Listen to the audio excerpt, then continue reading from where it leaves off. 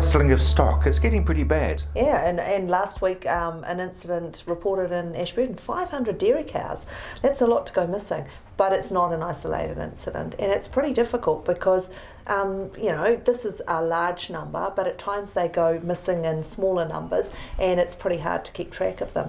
But anyway, this has been reported, and it's really hard to police. I mean, it's likely to have happened at night.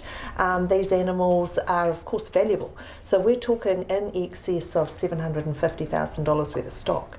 My colleague Ian McKelvey has put a bill in the members' ballot to increase the penalties for as it being an aggravating factor if it's stock that is rustled.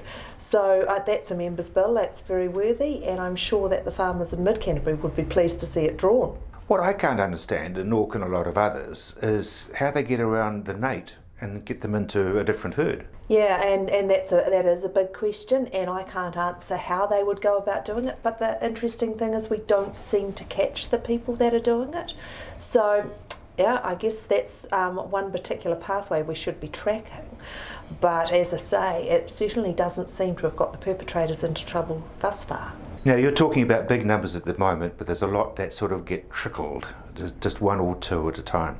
Yeah, and harder and harder to actually track, and generally speaking, sometimes there's the mayhem that farmers will find out in their paddocks where stock have been slaughtered and various parts of the animals, usually sheep, have been left behind.